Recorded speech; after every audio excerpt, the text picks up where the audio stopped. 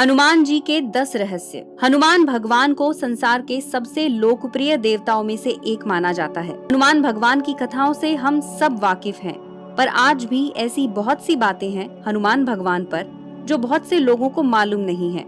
आज हम जानेंगे हनुमान भगवान के बारे में ऐसे ही 10 रहस्यों के बारे में, तो वीडियो को अंत तक देखें। और अगर आप इस चैनल पर नए हैं तो हमारे चैनल को सब्सक्राइब करना ना भूलें और हमारे बेल आइकन को दबाना ना भूलें, ताकि आपको हमारे आने वाले वीडियोस से जुड़े अपडेट्स मिलते रहें।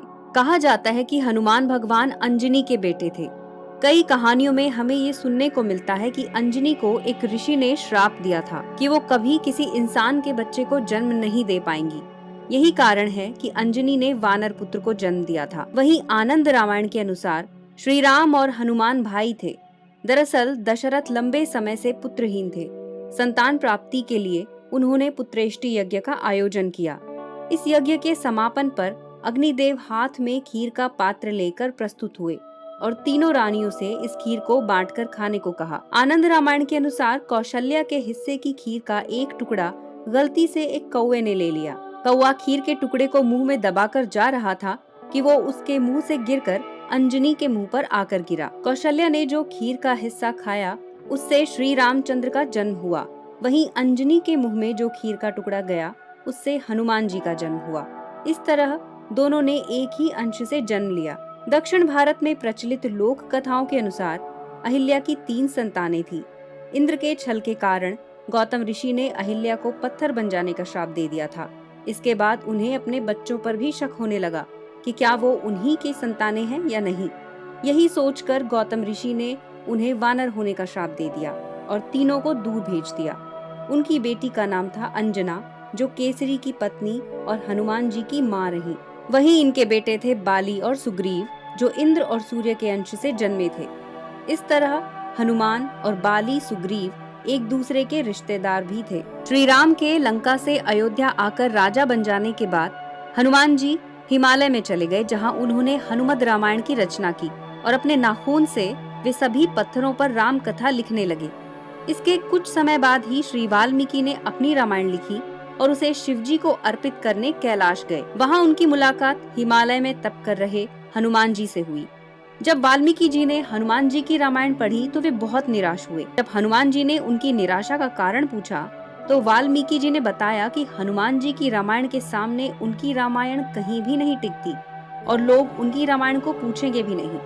ये सुनते ही हनुमान जी ने अपनी राम कथा समुद्र को अर्पण कर दी, जिससे वाल्मीकि रामायण की प्रतिष्ठा विद्यमान रहे। लेकिन साथ साथ ये भी कहा कि कलयुग में एक राम कथा ऐसी भी लिखी जाएगी जो उनकी राम कथा से भी ज्यादा लोकप्रिय हो जाएगी। ये ग्रंथ गोस्वामी तुलसीदास जी द्वारा रचित रामचरितमानस है। वाल्मीकि रामायण के अनुसार हनुमान भगवान बाल ब्रह्मचारी थे, लेकिन कई लोक कथाओं और भारत के बाहर प्रचलित राम कथाओं में हमको हनुमान जी की पत्नी और बच्चों का जिक्र मिलता है। कुछ कहानियों में हमें ये भी देखने को मिलता है कि हनुमान भगवान जब लंका को जलाकर समुद्र के पास से गुजर रहे थे, तभी उनके शरीर से पसीना निकला। उस पसीने को निगलने वाली एक मगरमच्छी थी, जिसने मकर ध्वज नाम के बेटे को जन्म दिया।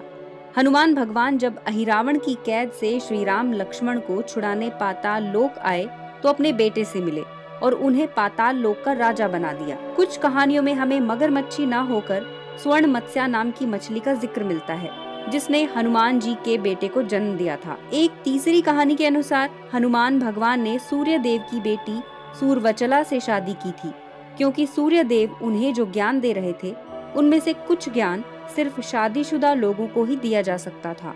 अपना ज्ञान पूरा करने के लिए हनुमान जी ने सूर्य पुत्री सूरवचला से शादी की। आज भी आंध्र प्रदेश में हनुमान और उनकी पत्नी का मंदिर पाया जाता है। क्या हुई थी राम और हनुमान भगवान के बीच लड़ाई? दरअसल एक बार ऋषि विश्वामित्र हनुमान भगवान से किसी बात पर नाराज हो गए थे। ऐसे में ऋषि विश्वामित्र ने हनुमान भगवान को सजा देने के लिए श्री राम को कहा। अपने गुरु की आज्ञा मानते हुए श्री राम ने हनुमान पर शस्त्रों से वार किया, पर हनुमान जी बस श्री राम का नाम लेते रहे। श्री राम के नाम के प्रताप से श्री राम के हथियारों का हनुमान जी पर कोई असर नहीं पड़ा। आखिर में हनुमान जी की स्वामी भक्ति से प्रसन्न होकर विश्वामित्र और श्री राम दोनों ने हनुमान जी को माफ कर दिया। दक्षिण पूर्वी एशिया में प्रचलित एक रामायण कथा के अनुसार हनुमान जी जब सीता देवी को ढूंढने निकले तो 7 दिन चलने के बाद एक तपस्वी के आश्रम में पहुंचे, जहां उन्होंने एक रात बिताई। वास्तव में वो तपस्वी मायावी था और हनुमान जी को लंका जाने से रोकना चाहता था। इसलिए उसने उनकी शक्तियों को समाप्त करने के लिए उन्हें मंत्र सिद्ध दातुन दिया, फिर एक खून चूसने वाले कीड़े से उन्हें कटवाया और आखिर में उनके सर से खून पोंछने के लिए मंत्र सिद्ध तौलिया दिया, जिससे हनुमान जी ने 7 दिनों के लिए अपनी शक्ति खो दी। हनुमान भगवान को जब अपने साथ हुए इस छल का पता चला तो उन्होंने तपस्वी के रूप में छिपे राक्षस की हत्या कर दी और आगे बढ़ गए।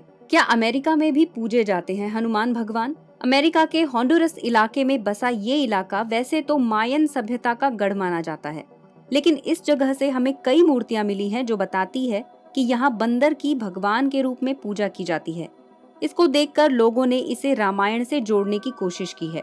कहा जाता है कि ये बंदर रूपी देवता हनुमान या उनका बेटा मकरध्वज है। बताते चलें कि मकरध्वज ने ही पाताल लोक में एक नए राज्य की स्थापना की थी। जब हनुमान जी ने श्री राम को बताया कि मकरध्वज उनका ही बेटा है, तो श्री राम ने उसे पाताल लोक का राजा बना दिया और यहीं से इस जगह पर मकरध्वज का वंश चला आ रहा है, जो वानर रूप में मकरध्वज और हनुमान जी की पूजा करते होंगे। बंगाल में प्रचलित एक लोक कथा के अनुसार रावण को सिर्फ एक विशेष ब्रह्मास्त्र से मारा जा सकता था, जिसकी रक्षा खुद मंदोदरी करती थी। वो बाण मंदोदरी से लेने के लिए हनुमान जी उनके पास एक ज्योतिषी बनकर जाते हैं। वहां जाकर हनुमान जी मंदोदरी को बताते हैं कि उनके पास तो एक ऐसा रत्न है जिसके कारण कोई भी वानर और स्वयं श्री राम भी रावण का कुछ नहीं बिगाड़ सकते, लेकिन उन्हें ये विभीषण से छुपाने की जरूरत है, क्योंकि विभीषण लंका के चप्पे चप्पे से वाकिफ है और ये जानकारी वो श्री राम तक पहुंचा सकता है। ये सुनकर मंदोदरी चिंतित हो जाती है और तीर को दूसरी जगह छुपाने चली जाती है।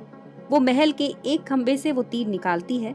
उसके तीर निकालते ही हनुमान जी अपने असली रूप में आ जाते हैं और तीर लेकर चले जाते हैं। मंदोदरी अपनी नादानी पर बस दुखी होकर रह जाती है। ये भी कहते हैं कि मंदोदरी हनुमान जी से तीर लेने के लिए उन्हें मीठे मीठे फलों का लालच देती है, पर हनुमान उन्हें कहते हैं कि उन्होंने श्री राम नाम का परम फल चख लिया है और अब उन्हें किसी और फल की लालसा नहीं है। हनुमान जी ने रामेश्वरम में बसाए थे 2 शिवलिंग। कहा जाता है कि लंका में विजय प्राप्त करने के बाद श्री राम और सीता जी ने भगवान शिव की पूजा करने का निश्चय किया, पर उस समय वहाँ कोई शिवलिंग उपलब्ध नहीं था।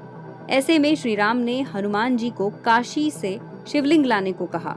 हनुमान जी शिवलिंग लेने निकल गए और श्री राम और जानकी देवी पूजा की तैयारी करने लगे, पर काफी समय बीत जाने पर भी जब हनुमान जी का कुछ पता नहीं चल रहा था और पूजा का मुहूर्त निकला जा रहा था, तब श्री राम ने सीता माता से आग्रह किया कि वो मिट्टी से एक शिवलिंग बनाए और पूजा शुरू करें।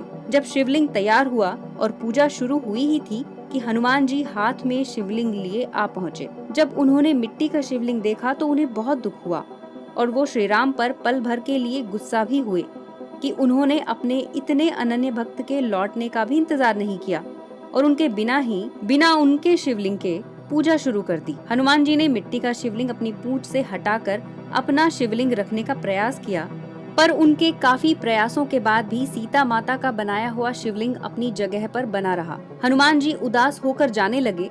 तब श्री राम ने उन्हें खुश करने के लिए उनका शिवलिंग ले लिया और उसे सीता जी के शिवलिंग के साथ रख दिया। इस तरह उन्होंने रामेश्वरम में 2 शिवलिंग स्थापित किए, एक सीता माता का और दूसरा हनुमान जी का लाया हुआ।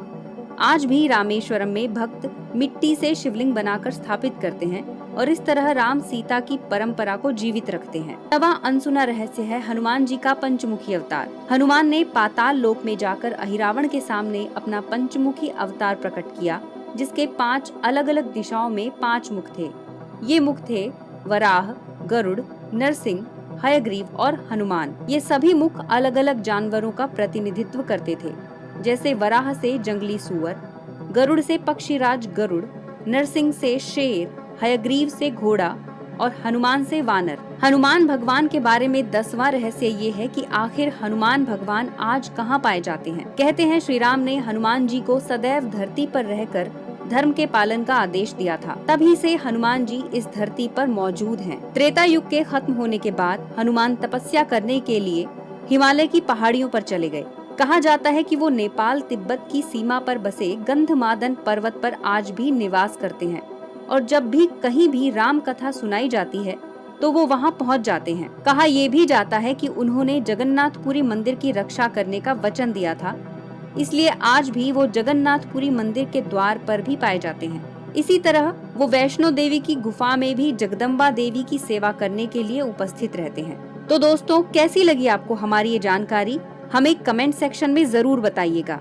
ऐसे ही हनुमान जी से जुड़ी सच्ची और रोचक कहानियों के लिए हमारे चैनल पर बने रहिए। जय बजरंग बली।